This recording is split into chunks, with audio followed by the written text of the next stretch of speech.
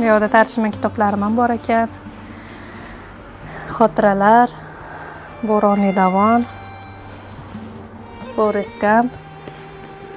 Umuman kitob do'konlarida odam o'zini tarjima asarlarini ko'rsa xursand bo'ladi. Bular ichida eng sevimlisi menga mana shu xotiralar. Chunki Dostoyevskiyning rafiqasini buyuk adib haqidagi xotiralarni tarjima qilish sharafi juda ham odamga boshqacha ta'sir qilgan. O'ylaymanki, bular albatta kitobxonlar tomonidan sevib o'qiladi.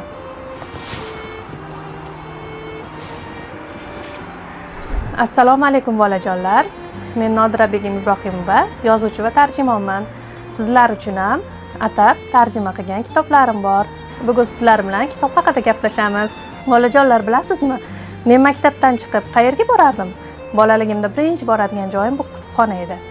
Bizning maktabimiz yonida Respublika bolalar kutubxonasi faoliyat yuritardi. Bu kutubxona haqida sizlar albatta bilasizlar.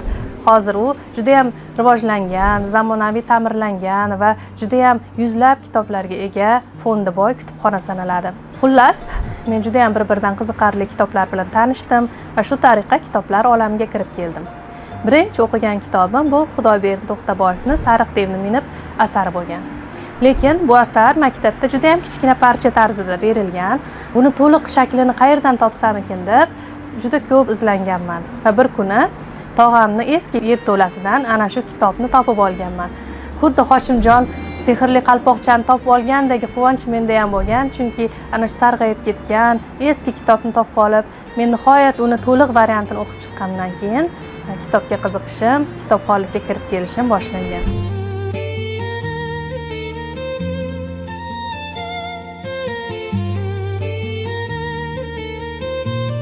Bilasizlarmi bolajonlar, bizni yoshlik paytlarimiz hozirgidek kitob do'konlari ko'p emas edi.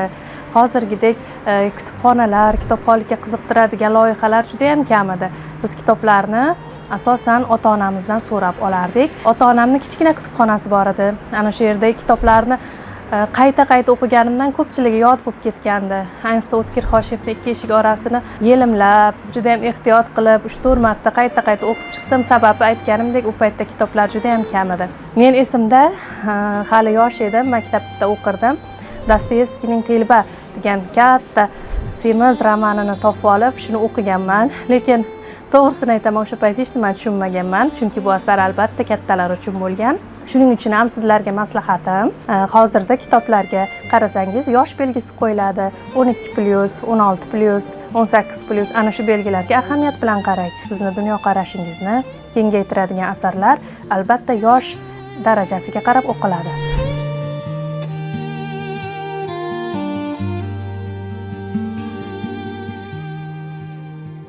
Hozir sizlarga qanday kitoblarni maslahat berishni o'ylab qoldim.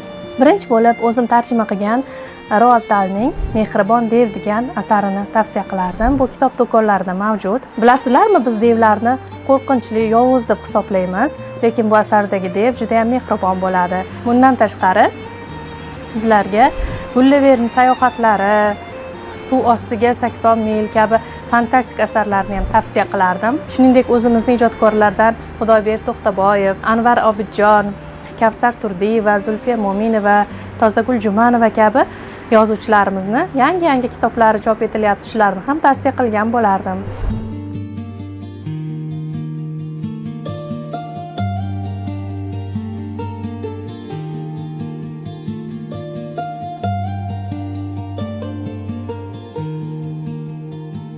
Xo'sh, kitob o'qib kim bo'laman, qanday foyda olaman degan dilingizda savol bo'lsa, javobim shunday.